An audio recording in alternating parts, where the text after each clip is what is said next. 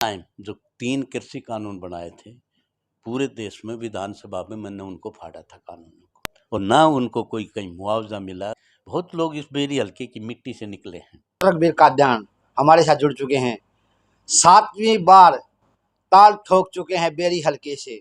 तो सबसे पहले कांग्रेस पार्टी से टिकट मिलने की हार्दिक शुभकामनाएं देना चाहेंगे। बहुत बहुत शुभकामनाएं। बहुत बहुत धन्यवाद।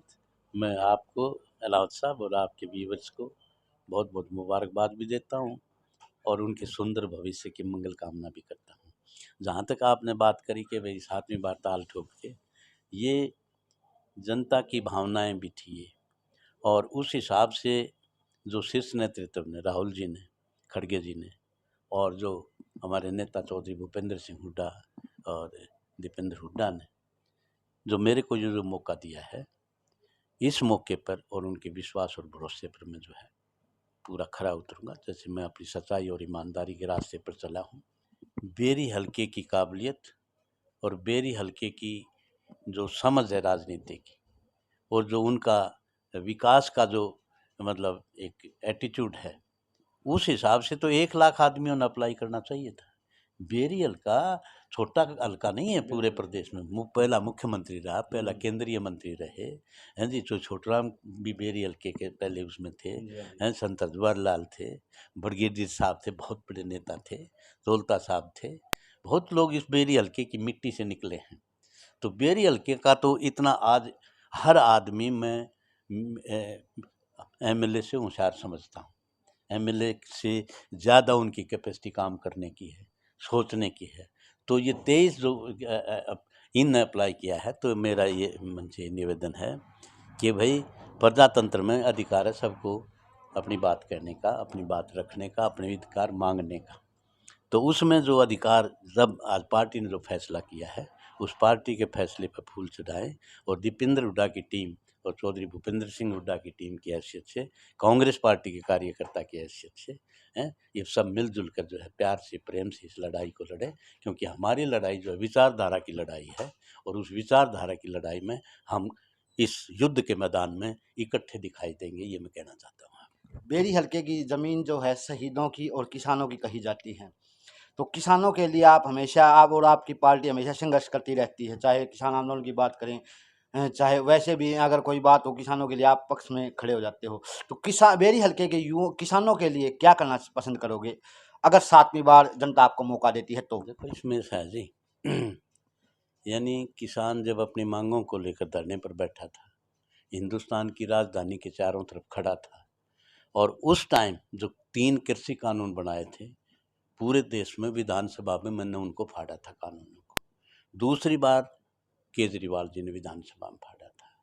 तो हम जो किसानों की जब बात आई है, तो हम उनके साथ खड़े रहे हैं चट्टान की तरह से।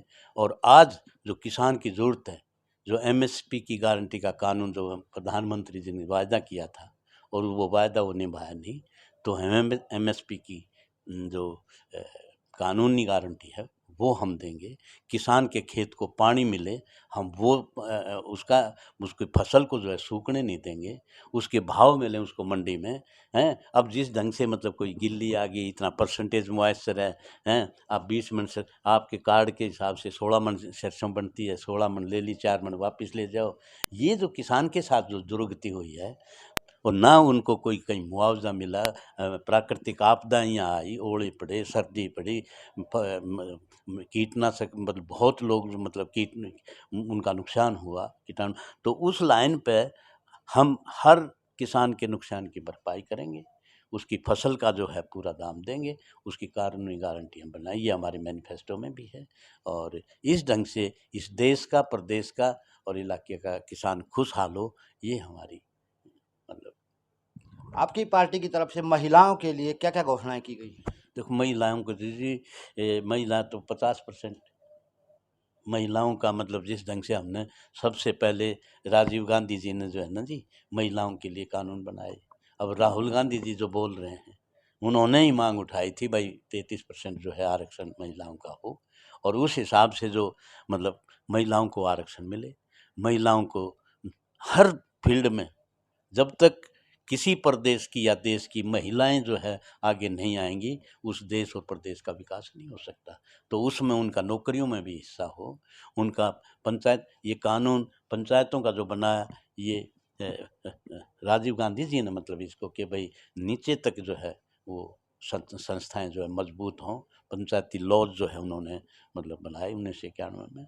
और उस हिसाब से जो है हमारी ये है, जैसे पान रसोई में काम करती हैं, बूढ़ा साहब ने कहा है कि भाई 500 रुपये का सिलेंडर मिलेगा, आज जो सिलेंडर चढ़ा दिया। महिलाओं के लिए मतलब अलग से जो राहुल गांधी जी ने, हमारे जो नेता हैं, उन्होंने कहा है कि भाई केंद्र में राज आ गया, हमारा राज आ गया, तो हम 8,500 रुपये हर महिला को वो हम उनको जो कौन सी जो योजना है उसके तहत देंगे। बेरी में बेरोजगारी कहीं ना कहीं चरम सीमा पर है, ये बात किसी से छुपी हुई नहीं, आप भी जानते हो, पूरा बेरी हल्का के युवा भी जानते हैं और साथ साथ लगभग सभी आदमी जानते हैं कि बेरी में आज बेरोजगारी जो है वो चरम सीमा पर पहुंच चुकी है। आप विधायक बनते ही सबसे पहले युवाओं के लिए क्या करना चाहोगे? इसमें ऐसा है जी जगन्नाथ जी, जो हरियाणा हुड्डा साहब के टाइम पर 10 साल पहले पर कैपिटा इनकम में नंबर 1 था, निवेश में नंबर 1 था और हर क्षेत्र में नंबर 1 था। आज जिस ढंग से मतलब 70,000 करोड़ का जो कर्जा था, आज 4 लाख करोड़ कर्जे के नीचे हरियाणा प्रदेश को दबा दिया। जिस ढंग से बेरोजगारी में नंबर 1 हरियाणा, CMI की रिपोर्ट के हिसाब से 32% बेरोजगारी यहाँ पर है। ये छोटी बात नहीं मैं बता रहा। और उस हिसाब से नशाखोरी यहाँ पर बढ़ गई, कानून व्यवस्था बढ़ी। ये रोजगार से जुड़ी हुई बात है, कानून व्यवस्था है या नशाखोरी है, या जिस तरह से प्रदेश को जो बर्बादी के रास्ते पर इन्होंने डाल दिया है जी, ये मिलावट करने वाले लोग हैं, कम डंडी मारने वाले लोग हैं, ये जिस ढंग से टैक्स चोरी करने वाले लोगों ने जो सरकार जो प्रदेश पर राज किया है, इन्होंने हर क्षेत्र में हरियाणा को जो है मतलब बर्बाद करने की वो जो है साजिश रची। इन्होंने हजारों साल से जो हमारा ताना बाना था जात पात का, उसको इन्होंने तोड़ने का काम करा। हमारा आपस में सुख दुख में हमारा साथ जाता, अपने राजनीतिक स्वार्थ के लिए धर्म के नाम से, जात पात के नाम से प्रदेश को बांटने का काम किया। नो वायलेंस हुआ, कैसे हुआ?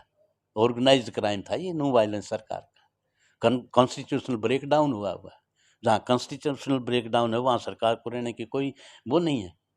कैलकुलेटेड मैनर में जो है उन ये मोनू मानेसर, और ये मैं नाम लेता हूँ, मोनी मानेसर, ये क्या नाम था वो,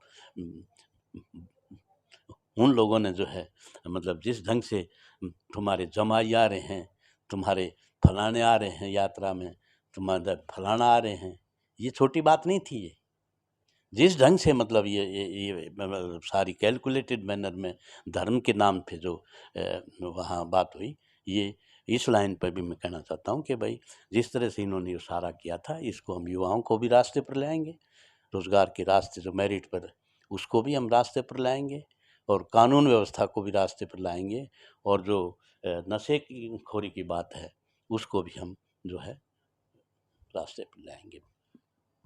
एक भाजपा हरियाणा के अंदर भाजपा सरकार में जो पंचायतों को लेकर हमेशा सरपंच हमेशा संघर्ष करते रहे हैं कि उन्हें जो पैसा है ग्रांट का वो बहुत कम दिया जाता है। पहले 2 लाख कर दिया गया, फिर 7 लाख, अब इलेक्शन नज़दीक आ चुके हैं, अब उनका जो ग्रांट का पैसा वो बढ़ा गया। क्या ये सही है? इस प्रकार जो सरपंचों के साथ जो हो रही है ग्रांट कम देने की बातें? देखो उसमें ऐसा अजीब उन्होंने क्या फैसले लिए हैं, वोट के लिए क्या फैसले लिए हैं ना लिए हैं ये मुख्यमंत्री जी हैं, इन बेचारे ने ये नहीं पता गवर्नेंस क्या है, दफ्तर में बैठते नहीं, ना कोई मीटिंग DCSP की ली, ना कानून व्यवस्था के लिए।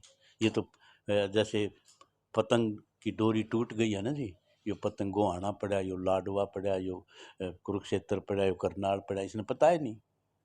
इसने जो गवर्नेंस है ये तो मतलब उस पर तंज कसा, उस पर तंज कसा, उस पर तंज कसा, तो ये कोई मायने नहीं रखते राजनीति में। राजनीति में अपनी लाइन लंबी करो, दूसरे की काटने से कुछ नहीं बनता।